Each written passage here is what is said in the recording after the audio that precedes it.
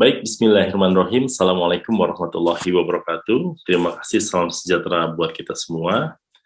Pertama-tama mari kita panjatkan puji dan syukur kehadirat Allah Subhanahu wa taala. Pada kesempatan yang berbahagia ini, izinkan saya menyampaikan salah satu pokok bahasan mengenai desa.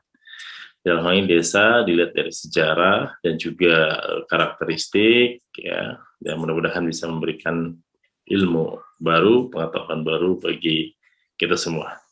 Baik, saya akan coba share screen terkait pokok bahasan kita, yang dimana saya mengambil salah satu rujukan atau misalnya sumber yang mungkin bisa dicari juga di perpustakaan ataupun misalnya cari juga di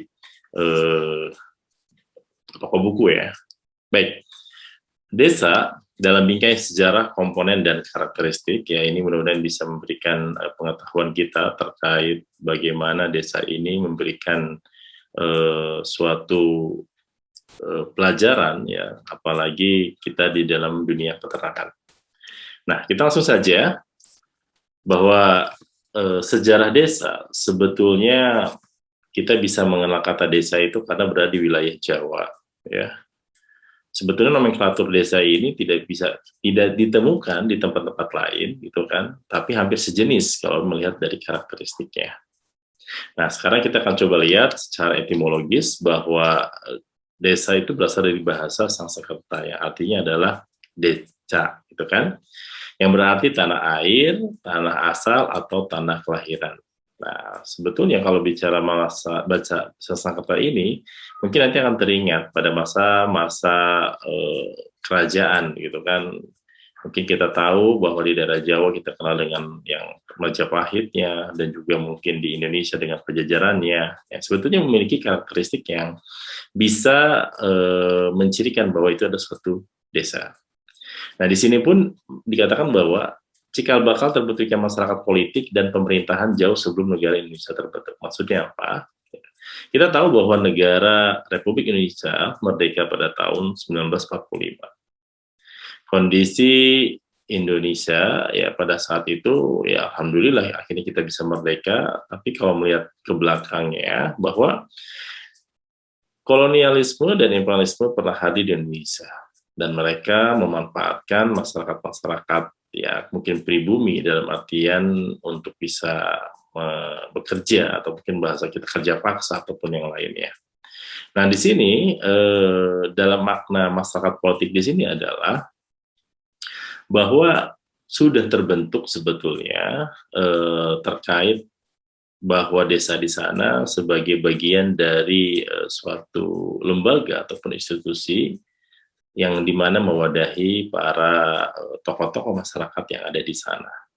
Nah, di sini kita akan lihat bahwa dalam perjalanannya nanti, kalau kita lihat dari undang-undang desa ya yang terbaru, ini memberikan gambaran informasi bahwa nanti desa itu dibagi, gitu kan.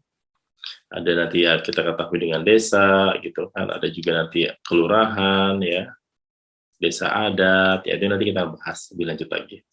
Tapi di sini, ya, definisi atau konsep desa sendiri adalah merupakan suatu kesatuan masyarakat kecil seperti sebuah rumah tangga yang besar, yang dipimpin oleh anggota keluarga yang paling dituakan atau dihormati berdasarkan garis keturunan. Nah, makanya kalau kita melihat bahwa dalam aspek genealogi atau misalnya dari darah atau keturunan di sini, bahwa biasanya yang dituakan itu maka akan dihormati.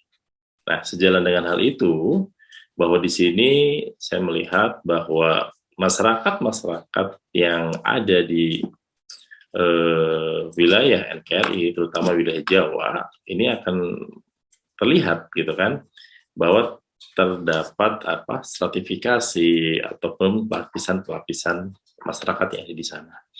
Nah, ini memberikan informasi buat kita bahwa mungkin untuk di wilayah Jawa itu kan seperti ini yang kita kenal, bahwa nanti di dalam desa itu ada kampung, ada dusun, gitu kan, yang mungkin di situ jelas ada rumah tangga. Kalau sekarang trennya itu di mana nanti ada RT, ada RW. Nah, makanya nanti perlu dibedakan antara desa adat, desa dalam artian nanti sudah memiliki peradaban dalam artian jumlah aktivitas masyarakatnya sudah lebih baik, dan mungkin ada juga yang dinamakan kelurahan, di mana kelurahan ini dijabat oleh seorang lurah yang merupakan PNS. Oke, nanti kita bahas lebih lanjut di dalam pemerintahan desa. Baik.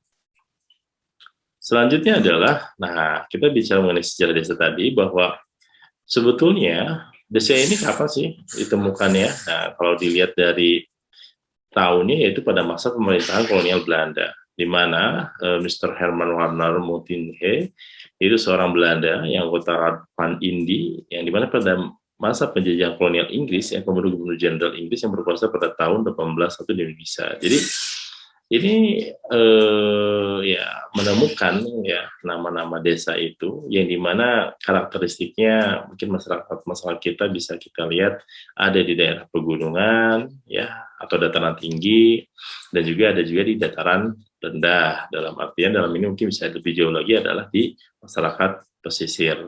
Nah, di sini bisa dilihat bahwa menyebutkan adanya desa-desa di daerah pesisir utara Pulau Jawa, dan pada kemudian hari ditemukan desa-desa di kepulauan luar Jawa. Artinya apa? Bahwa masyarakat Indonesia memang sudah tersebar di beberapa wilayah, terutama yang mungkin kita kembali lagi bicara peradaban, bagaimana masyarakat itu mencari sumber air. Nah, apakah dekat dengan perairan, sungai, ataupun misalnya dekat dengan laut, ataupun dalam hal ini mungkin di sini adalah masyarakat pesisir ataupun pantai. Baik, nah ini adalah salah satu nama-nama ya setingkat desa, artinya nomenklatur yang ada di wilayah Indonesia ya ternyata memiliki nama-nama yang berbeda. Seperti misalnya di Aceh, nama desanya ada kampung, mukim, ataupun gampong. Maka untuk sebutan sebagai kepala desanya dinamakan sebagai kepala kampung. Di Sumatera Utara ada di wilayahnya mungkin di sini Tapanuli ada namanya Negerti, Ori, Huta gitu kan, sama sebutannya sebagai kepala kampung, kepala negeri. Nah, seperti misalnya Sumatera Barat yang kita kenal dengan Nagari, Wali, ataupun sebutannya adalah Nagari. Riau, kampung, kepala kampung, Sumsel, Jambi, Bengkulu, Lampung, Marga, Pasirah atau kepala marga. Nah, kalau di Jawa Barat, Jawa Tengah, Jawa Timur, atau wilayah Jawa dan daerah Yogyakarta, maka dikenal dengan desa. Jadi nama desa itu kalau setingkat di wilayah-wilayah daerah Barat, gitu kan, daerah ataupun misalnya Sumatera Selatan, gitu Barat dan yang lain-lain, memiliki nomenklatur nama setingkat desa. Di Bali sendiri ada Perbekel ataupun di sini desa juga, di mana kepala desa atau Perbekel. Di NTB Desa Gaya Baru atau Kepala Desa Gaya Baru dan yang lain-lain. Ini adalah nama-nama ataupun nomenklatur yang ada di wilayah Indonesia. Baik. Selanjutnya adalah dari aspek pengertian dari sosiologi pedesaan. Berarti kalau melihat seperti ini mungkin sudah dibahas sebelumnya oleh Pak Munandar. Tapi di sini saya coba mengklasifikasikan dalam konteks klasik ataupun lama dan juga dalam konteks modern, ya.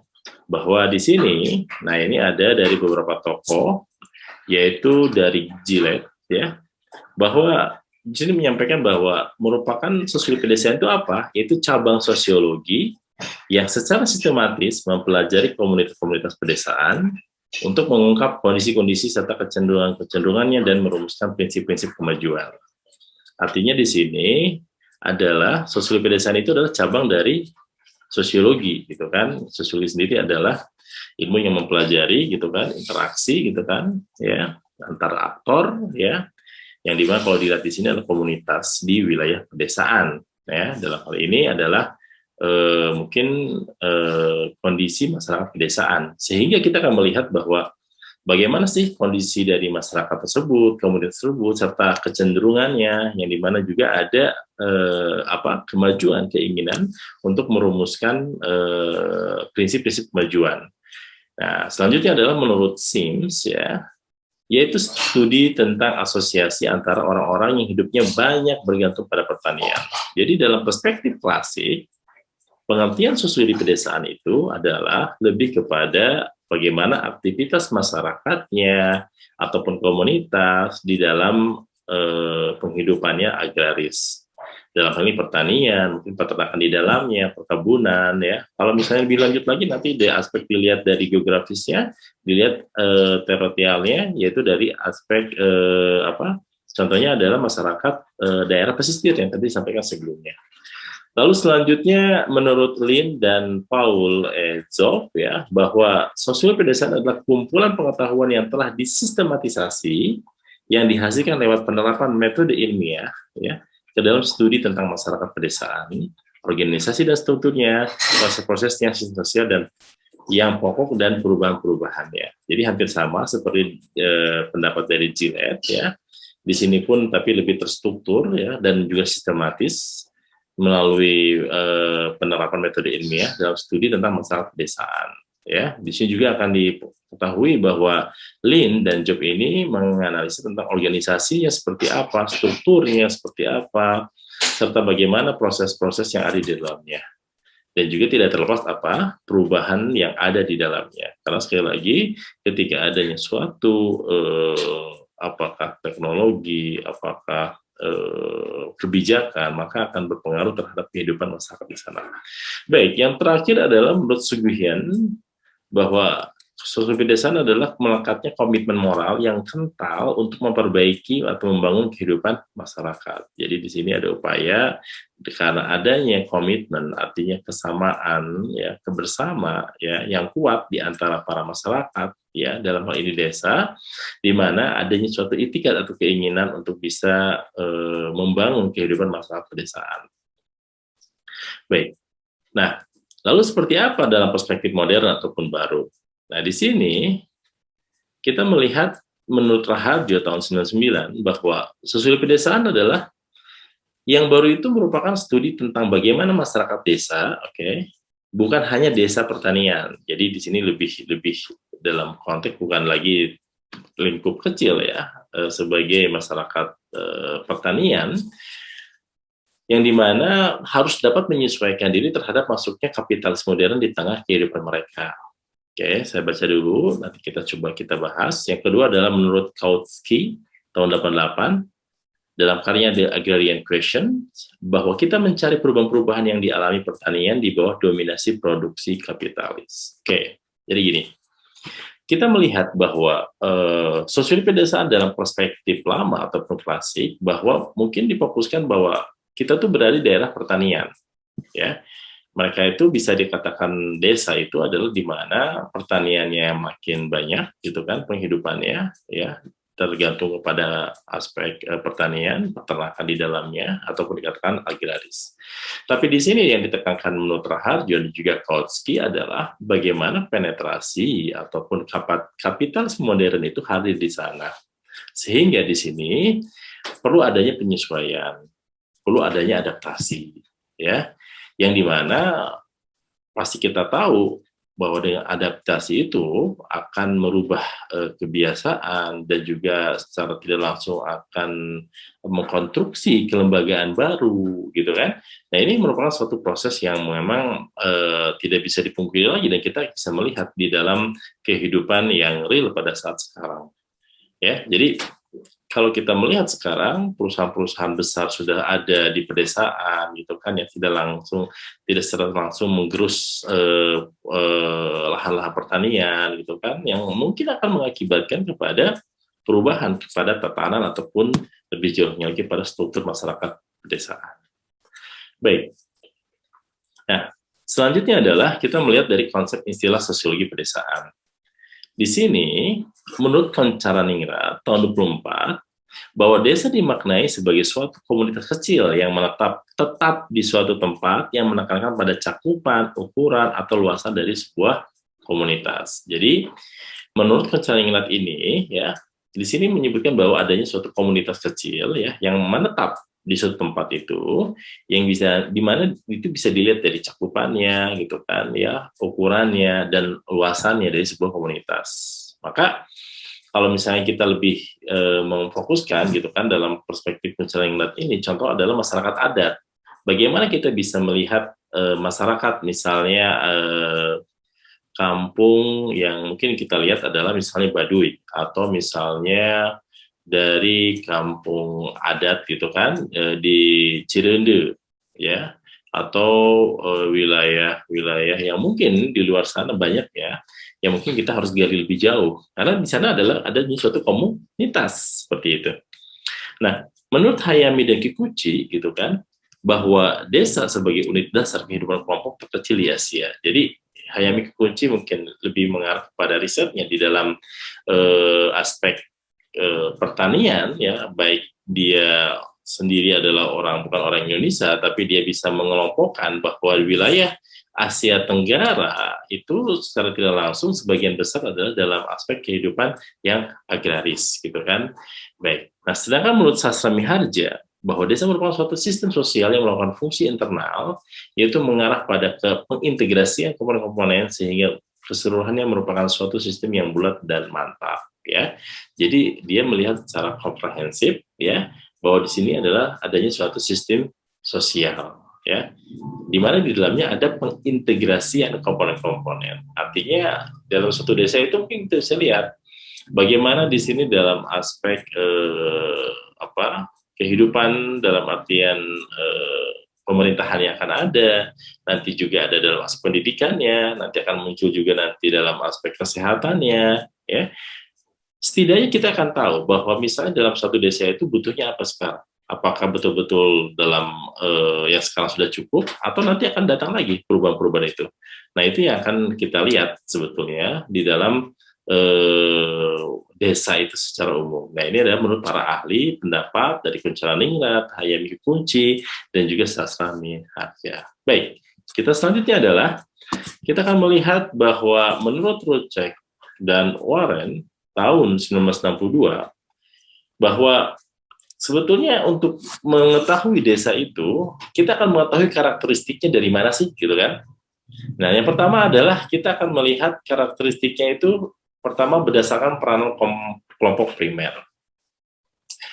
Kita bicara yang sederhana saja. Misalnya, kalau misalnya saya menyampaikan tentang Pangalengan, ya, atau Lembang, ya, pasti Anda berpikir bahwa di sana ada suatu komunitas, ya, apakah di sana ada peternakan atau misalnya ada koperasi ataupun yang lainnya.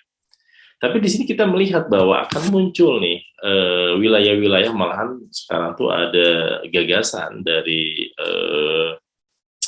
dari bupati sebelumnya ada semacam desa khusus gitu kan, ya, di mana ataupun dikatakan one village one product gitu kan, bahwa di sini akan melihat bahwa di sini ada kelompok primer yang sangat dominan, di mana akan secara tidak langsung memberikan gambaran ataupun potret desa tersebut.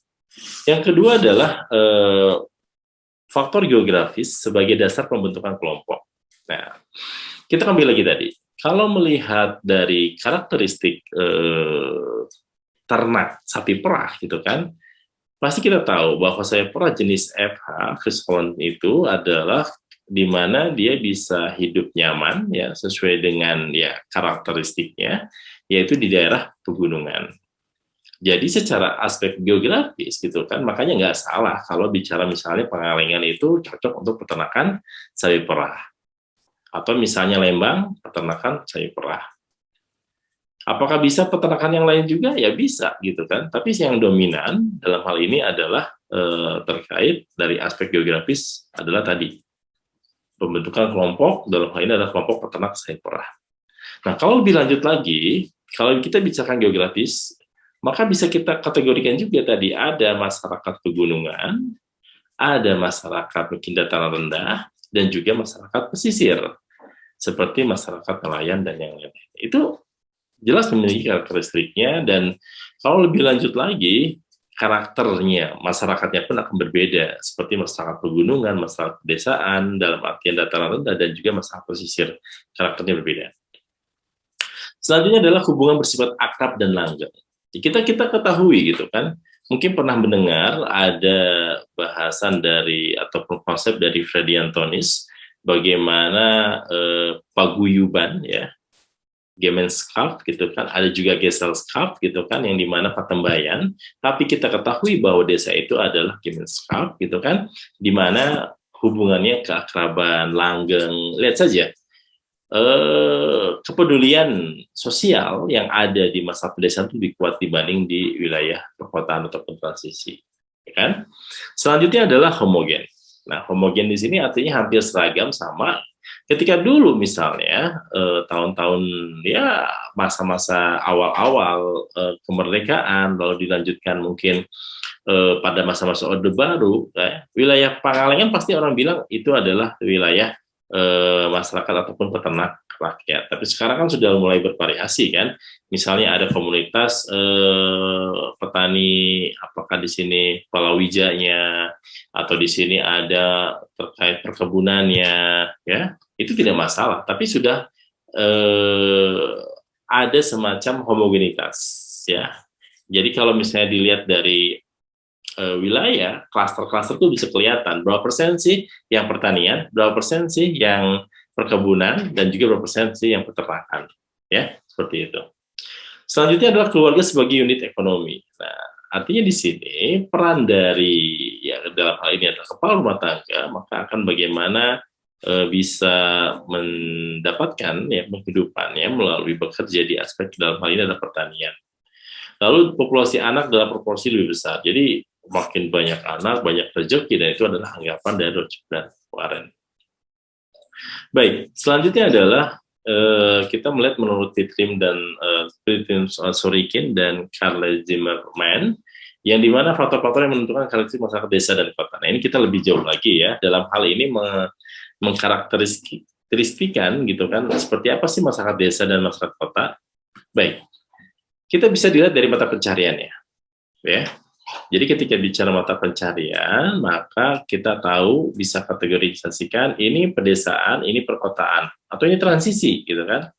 Tapi kembali lagi sekarang, pada masa sekarang, ini pun menjadi perhatian mungkin pemerintah kita, bahwa dengan adanya dana ya sekitar 1,3 miliar gitu kan setiap desa untuk bisa membangun dan yang lain-lain, berharap adanya suatu proses pembangunan di pedesaan. Tapi tetap kita akan mengetahui bahwa karakteristik dari mata pencariannya adalah antara pertanian, peternakan, perkebunan, ataupun dalam usaha-usaha yang lain-lain ya. Ya di sana pun pasti tidak terlepas dari adanya buruh dan yang lain-lain. Ya, jadi tidak selamanya bahwa semua itu mereka pemilik lahan dan yang lain ya. Lalu dilihat dari ukuran komunitas. Nah, biasanya dalam hal ini bicara mengenai masyarakat desa, otomatis untuk desa sendiri masyarakatnya ya kecil gitu kan, komunitasnya bisa kita lihat dari jumlahnya berapa gitu kan, dan juga dilihat tingkat kependudukan. Masyarakat di sana, pedesaan perkotaan itu jelas memiliki perbedaan. Ada yang jumlahnya banyak, coba lihat di perkotaan, ada yang sedikit, masih jarak ataupun rumah-rumahnya pun berjauhan. Tapi mereka memiliki keratan atau hubungan ya baik dan langgeng ya, yang dimana sudah disampaikan pada slide sebelumnya. Nah di sini pun kita akan melihat dari aspek lingkungan, gitu kan. Nah di sini lingkungan sini adalah mungkin lingkungan sosial ataupun misalnya kehidupan dalam aspek lingkungan secara fisiknya, yang dimana kita tahu bahwa lingkungan pedesaan yang kita mungkin bisa membayangkan atau mungkin Anda sendiri berada di bagian wilayah pedesaan ya, saya pun mengalaminya bahwa suasananya mungkin belum terkontaminasi gitu kan, dan juga belum adanya polusi yang besar tinggi gitu kan, dan juga kehidupan yang masih asri sejuk ya, beda dengan yang di kota. Ya, makanya sekarang di kota pun dibuat ya sedemikian rupa untuk dikemas gitu kan, bagaimana seperti di pedesaan, atau kebalikan orang kota ingin kembali ke desa. Nah malah kebalikan orang desa ingin segera ke kota ya, urbanisasi ataupun yang lainnya.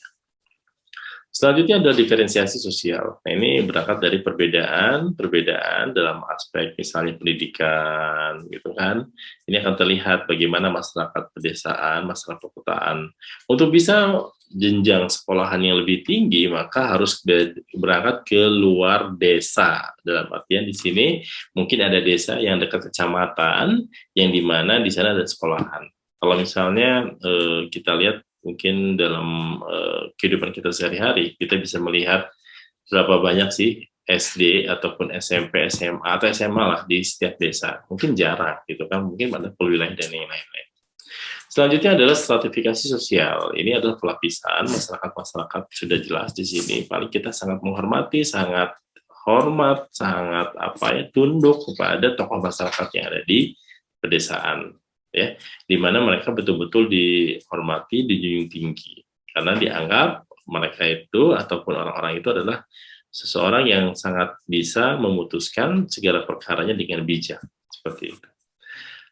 Nah, selanjutnya adalah bicara interaksi sosial. Ini jelas dalam setiap aspek ataupun sosiologi kita bicara pasti bicara mengenai masalah interaksi sosial, yang dimana di dalamnya pasti akan bicara mengenai masalah komunikasi, ya. Komunikasi akan mudah bagi masyarakat desa. Kenapa demikian? Karena ya kita tahu sekali lagi dalam perspektif yang dimunculkan sebelumnya, di slide sebelumnya, bahwa masyarakat pedesaan itu adalah masyarakat yang langgeng, guyup gitu kan, ya, penuh dengan keakraban dan yang lain. Maka dengan di sini ada poin yang selanjutnya adalah solidaritas sosial. Nah, ini ada kepedulian. Mungkin pernah melihat dari aktivitas di pedesaan, misalnya seperti adanya yang meninggal, adanya anak yang baru lahiran, ataupun adanya pembangunan, terutama masjid, itu mereka pasti akan bergotong royong. Kenapa? Karena ada keratan emosional di dalam masyarakat di wilayahnya itu, sehingga ketika misalnya tidak terlibat, maka akan merasa kita dikucilkan, merasa kita tidak bagian dari masyarakat seperti itu. Nah, sekali lagi, ini adalah faktor-faktor dalam karakteristik dari masyarakat desa. Berarti kalau kota gimana kebalikannya dari semua ini? Mata pencariannya mungkin di area dalam konteks buruh, ya, pabrik, gitu kan. Mungkin dalam ini lebih jauhnya lagi dia di sektor swasta, maupun komunitasnya, gitu kan. Ini sangat-sangat bervariasi, tingkat kepadatan penduduk yang sangat padat, ya. Lingkungannya jelas kita ketahui dari aspek fisiknya sendiri, yaitu bagaimana masyarakat di sana atau lingkungannya pasti tahu sendiri kan, lingkungan perkotaan itu seperti apa. Nah, ini perbedaan-perbedaan. Baik. Oke. Selanjutnya adalah desa dalam perspektif kategoristik. Nah, kita akan coba mengkategorisasikan desa-desa yang ada seperti apa sih? Nah, yang pertama adalah desa swadaya atau belum berkembang. Nah, desa swadaya ini kalau dilihat dari karakteristiknya adalah bahwa penduduk udah jarang, ya, masih terikat oleh kebiasaan-kebiasaan adat, gitu kan, hanya mempunyai lembaga-lembaga yang masih sederhana. Ya, kalau lihat dari karakteristiknya adalah penduduknya jarang, sekali lagi. Yang kedua adalah masih terikat oleh kebiasaan-kebiasaan adat, jadi masih kuat ya aktivitas budaya yang ada di sana. Hanya mempunyai lembaga-lembaga yang masih sederhana, yang belum kompleks, ya. Kalau misalnya kompleks nanti ada desa apa, gitu kan, kita lihat nanti. Lalu tingkat pendidikannya masih masyarakat rendah. Artinya di sini memang terlihat, ini mungkin sudah bisa dilihat dari aktivitas masyarakatnya. Pendidikannya mungkin hanya level SD, gitu kan. Dan kenapa jarak dari sekolahan dengan pemukiman juga sangat jauh dan yang lain-lain, sehingga tingkat pendidikannya masih rendah. Lalu produktivitas tanah rendah. Jadi karena aktivitasnya tidak begitu bagus, gitu kan, sehingga jarang untuk mengolah tanah lebih jauh karena banyaknya masih hutan-hutan yang sangat alami, masih hutan-hutan yang masih belum terjamah dan yang lainnya.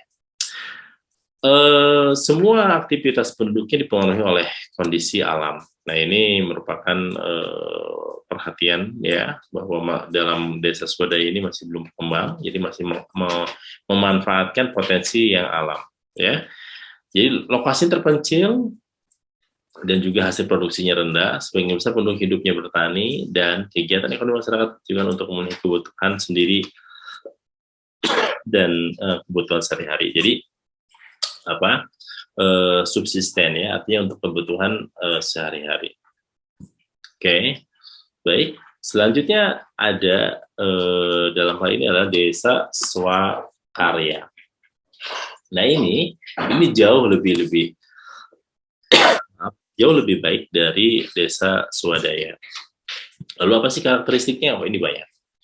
Ada 7 poin, ada 8 poin. Yang pertama adalah adat istiadat masyarakatnya sedang mengalami perubahan. Artinya di sini ada suatu proses transisi, ya, di mana akan mengalami perubahan. Yang kedua adalah pengaruh dari luar mulai masuk ke dalam masyarakat desa dan mengakibatkan perubahan cara pikir. Jadi sudah ada nih penetrasi ataupun misalnya penegakan teknologi ataupun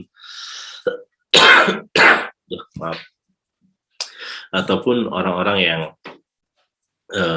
adanya keluar masuk ya masyarakat di sana untuk secara tidak langsung merubah cara berpikirnya. Yang selanjutnya adalah mata pencarian penduduknya mulai beraneka ragam, tidak hanya pada sektor agraris ya, sudah mulai melihat bahwa ini ada peluang-peluang untuk bisa dikembangkan. Yang keempat adalah lapangan kerja bertambah dan produktivitas meningkat diimbangi dengan makin bertambahnya pelaksanaan desa. Jadi di desa ini apalagi dengan sekarang dengan biaya ataupun anggaran dari pemerintah terkait dana desa, maka memungkinkan desa yang swadaya akan berubah menjadi desa swakarya. Ya, karena sudah ada suatu upaya untuk meningkatkan prasarana dari desa sendiri, ya kan? Mungkin bisa dilihat dari aspek misalnya jalan sudah mulai di aspal, ya, atau di beton gitu kan. Lalu juga akses juga sudah gampang. Malahan kalau misalnya lebih dilihat dari aspek teknologi, mulai banyak nih sinyal-sinyal ataupun provider yang sudah masuk memasang antena dan yang lain-lainnya. Nah, swadaya masyarakat dengan cara gotong royong telah efektif, mulai tumbuh kesadaran tanggung jawab masyarakat untuk membangun desa. Jadi memang masih tetap banyak ya atau terlihat untuk gotong royong. Roda pemerintahan desa mulai berkembang baik dalam tugas maupun fungsinya. Jadi desa dalam konteks pemerintahannya sudah kompleks. Artinya di sini sudah dilihatkan bahwa sudah ada struktur organisasi baru ataupun misalnya sudah mulai lengkap, gitu kan? Yang selanjutnya masyarakat desa telah mampu meningkatkan hidupannya dengan hasil kerja sendiri, ya artinya dari aspek tadi di luar dari agraris dan juga di sini bantuan pemerintah hanya bersifat sebagai stimulus saja. Baik. Nah, yang terakhir di sini ada desa swasembada atau dikatakan desa yang sudah berkembang berswasembada. Seperti apa karakteristiknya? Yang pertama adalah kebanyakan desa swasembada berlokasi di sekitar ibu kota kecamatan.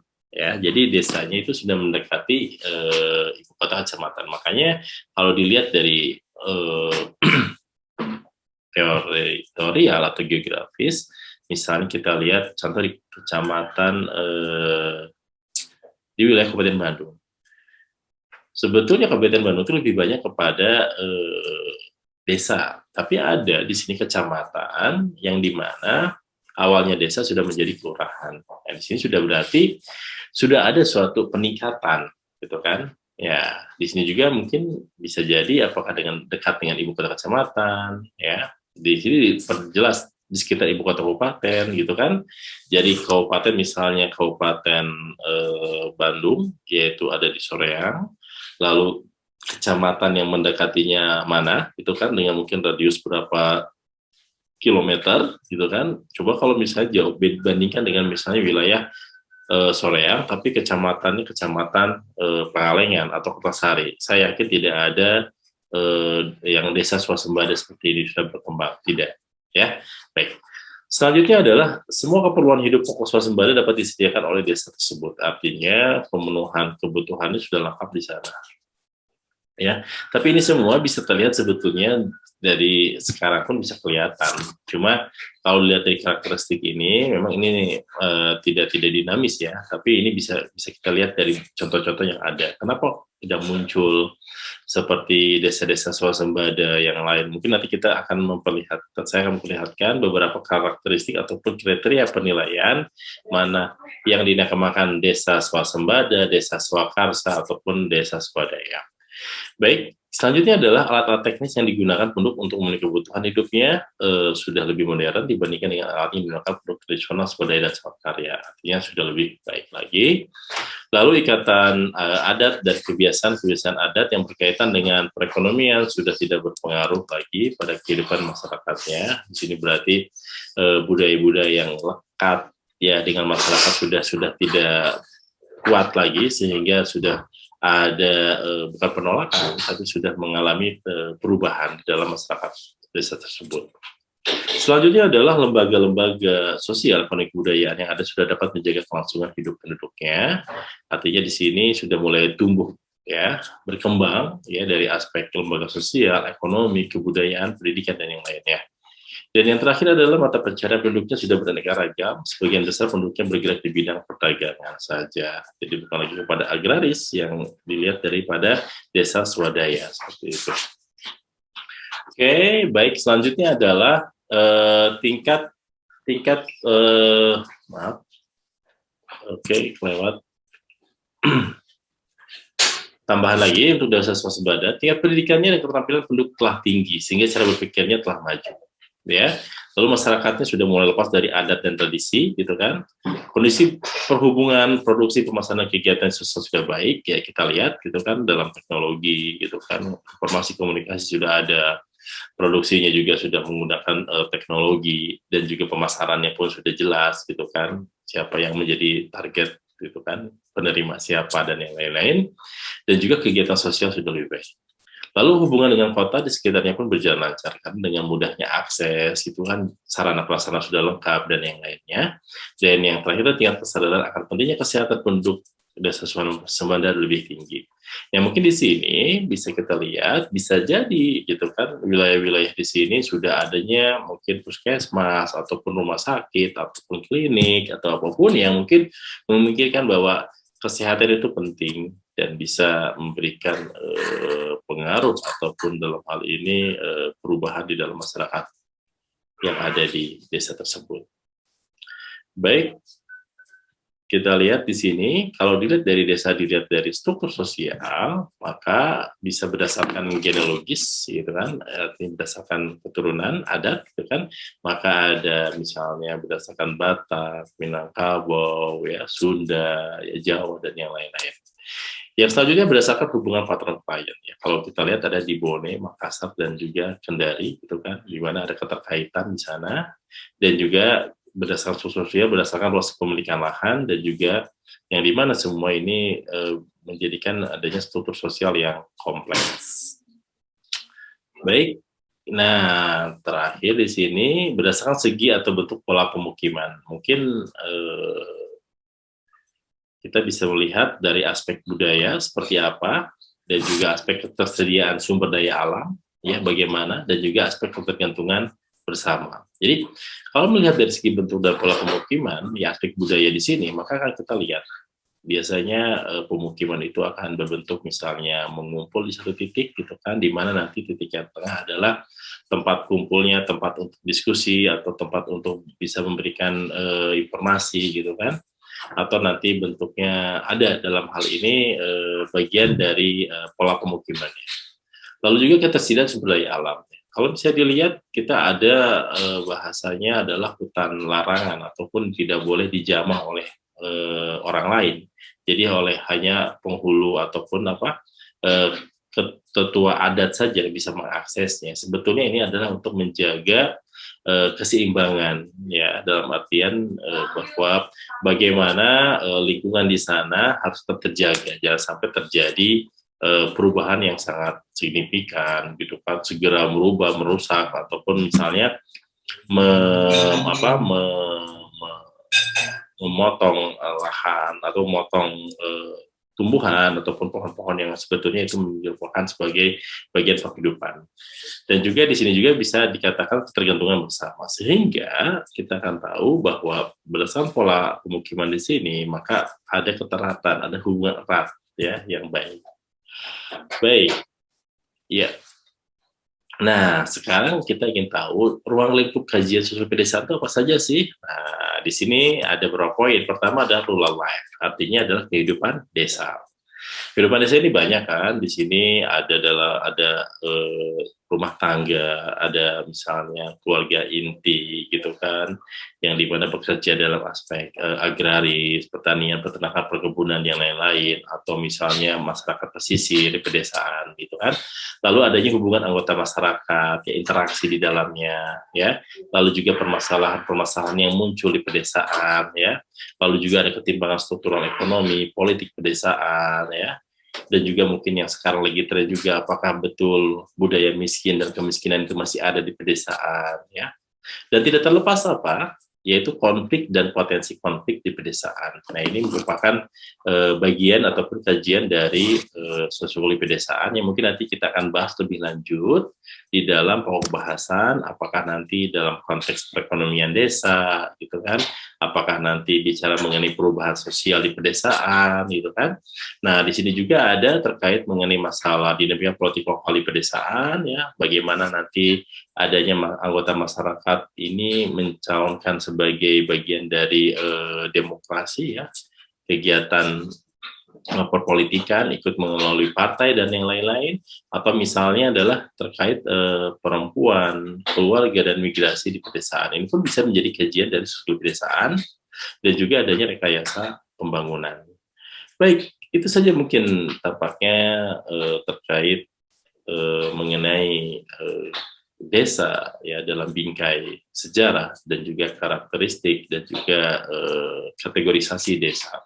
Mudah-mudahan apa yang saya sampaikan bisa memberikan pengetahuan baru, ya, wawasan buat Anda semua, dan ini merupakan awal. Nanti ada lagi kita penjelasan lebih lanjut lagi dalam pembahasan yang lebih spesifik.